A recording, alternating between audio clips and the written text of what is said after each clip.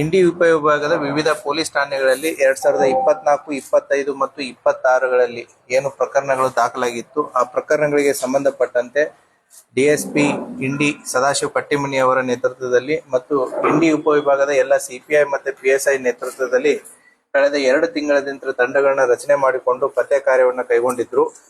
ಆ ಹಿನ್ನೆಲೆಯಲ್ಲಿ ಇಂಡಿ ಉಪವಿಭಾಗದಲ್ಲಿ ಒಟ್ಟು 20 ವಿವಿಧ ಸ್ವತ್ತಿನ ಪ್ರಕರಣಗಳಲ್ಲಿ 42 ಜನ ಆರೋಪಿತರನ್ನ ಅರೆಸ್ಟ್ ಮಾಡಿ ಅವರಿಂದ ಸುಮಾರು 1,20,04,750 ರೂಪಾಯಿ ಮೌಲ್ಯದ ಬಂಗಾರ, ಬೆಳ್ಳಿ, ಕಳುವಾದಂತ ಜೆಸಿಬಿ, ಪಿಕಪ್, ಸ್ಕಾರ್ಪಿಯೋ, ಟ್ರ್ಯಾಕ್ಟರ್ ವಾಹನಗಳು ಮತ್ತೆ ನೀರಿನ ಪಂಪ್ ಸೆಟ್ಗಳು, 2 ವೀಲರ್ಸ್ ಗಳನ್ನ ನಮ್ಮ ಪೊಲೀಸರು ವಶಪಡಿಸಿಕೊಳ್ಳುವಲ್ಲಿ ಯಶಸ್ವಿಯಾಗಿದ್ದಾರೆ. ಒಂದು ದೇವಸ್ಥಾನ ಕಳ್ಳತನ ಆಗಿದ್ದು ಸುಮಾರು 6,51,000 ವರ್ತ್ ವ್ಯಾಲ್ಯೂವನ್ನು ಕಳ್ಳತನ ಮಾಡ್ಕೊಂಡಿದ್ರು.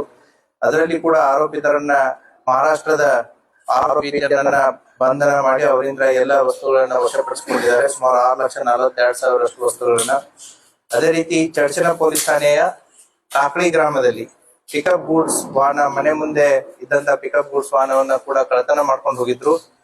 ಅವನು ಕೂಡ ಆರೋಪಿ ಉಸ್ಮಾನಾಬಾದ್ ಜಿಲ್ಲೆಯವನು. ಅವನಿಂದನೂ ಕೂಡ ಈ ಪಿಕಪ್ ಗೂಡ್ಸ್ ವಾಹನವನ್ನ ವಶಪಡಿಸಿಕೊಳ್ಳುವಲ್ಲಿ ಪೊಲೀಸರು ಯಶಸ್ವಿಯಾಗಿದ್ದಾರೆ. ಸಿಂದಗಿ ಪೊಲೀಸ್ ಠಾಣೆಯ ಎರ್ಕಲ್ ಬಿಕೆ ಗ್ರಾಮದಲ್ಲಿ ಒಬ್ಬರ ಮನೆಯನ್ನ ಕಳ್ಳತನ ಮಾಡಿ ಸುಮಾರು 4.5 ಲಕ್ಷ ಮೌಲ್ಯದ ಆಭರಣ ಮತ್ತೆ ಒಡವೆ ದುಡ್ಡನ್ನ ತಗೊಂಡೋಗಿದ್ರು.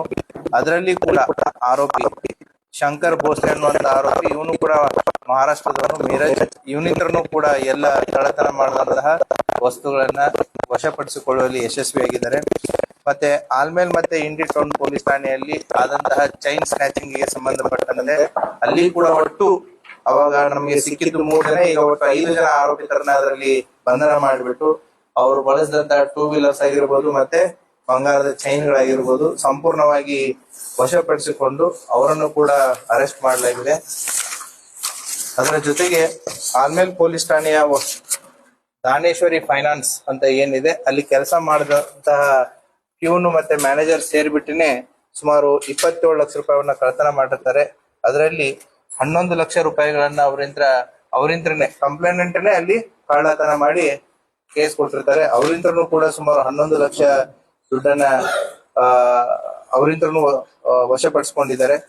ಮತ್ತೆ ಆಲ್ಮೇಲ್ ಪೊಲೀಸ್ ಠಾಣೆಯ ಬೊಮ್ಮನಹಳ್ಳಿ ಅನ್ನುವಂತ ಒಂದು ಊರಲ್ಲಿ ಈ ಏನು ಶುಗರ್ ಕೇನ್ ಕಟಾವಿಗೆ ಬರುವಂತ ಟ್ರ್ಯಾಕ್ಟರ್ಸ್ ಗಳನ್ನ ಕಳ್ಳತನ ಮಾಡಿದ್ರು. ಆ ಮಹಾರಾಷ್ಟ್ರದ ಟ್ರ್ಯಾಕ್ಟರ್ಸ್, ಆ ಟ್ರ್ಯಾಕ್ಟರ್ಸ್ ಗಳನ್ನ ಕೂಡ ತಗೊಂಡೋದನು ಕೂಡ ಮಹಾರಾಷ್ಟ್ರದವನೇ. ಅವನಿಂದನೂ ಕೂಡ ಈ ಟ್ರ್ಯಾಕ್ಟರ್ಸ್ ಗಳನ್ನ ವಶಪಡಿಸಿಕೊಳ್ಳುವಲ್ಲಿ ಯಶಸ್ವಿಯಾಗಿದ್ದಾರೆ. ಮತ್ತೆ ಕಲ್ಕೇರಿ ಪೊಲೀಸ್ ಠಾಣಾ ವ್ಯಾಪ್ತಿಯ ಗೊಲ್ಗೇರಿ ಗ್ರಾಮದಲ್ಲಿ ಸುಮಾರು ಜೆಸಿಬಿ ಹೊಸದಾಗಿ ತೆಗೆದು